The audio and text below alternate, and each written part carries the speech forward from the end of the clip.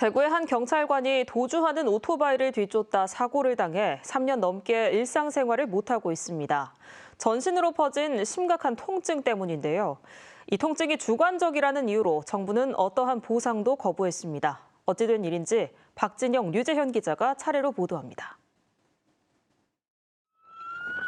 헬멧과 번호판 없이 도로를 질주하는 오토바이. 신호도 무시한 채 위험한 질주를 이어가다 경찰 사이카에 의해 겨우 멈춰섭니다. 경찰관은 오토바이에 무릎을 부딪히는 충격에도 몸싸움 끝에 운전자를 체포합니다. 당시 충격 이후 신기백 경사의 일상은 무너졌습니다.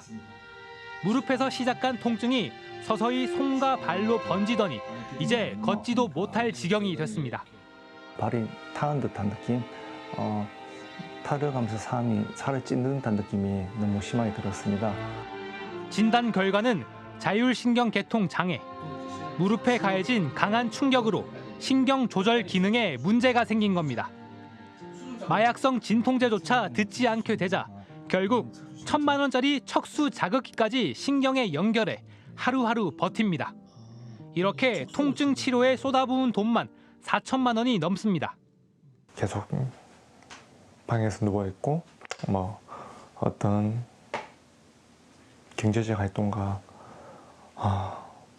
아빠로서의 그런 책임을 다하지 못하니까 그게 제일 힘들고 미안했습니다. 하지만 정부는 치료비를 단 한 푼도 지원하지 않고 있습니다. 구체적 병명이 아닌 통증으로는 공무상 재해를 인정할 수 없다는 이유였습니다. 결국 신 경사는 당시 오토바이 사고로 통증이 발생했을 수 있다는 의사협회 자문을 받아 정부에 행정소송을 냈고 1년 만에 재판부는 통증 질환이 당시 사고와 연관이 있다며 인사혁신처에 조정을 권고했습니다. 좀 억울한 심정이 좀 많이 들었죠. 당연히 인간이라면 자율신경계통장의 이른바 통증 질환.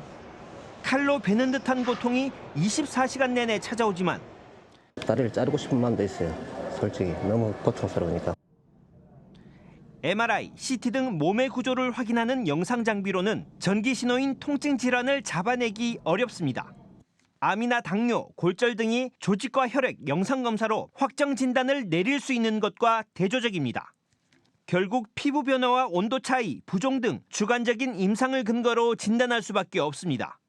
통증에 대한 그 유무와 정도를 평가할 수 있는 객관적인 것은 현재는 없습니다. 환자분의 주관적인 어떤 표현에 의존해서.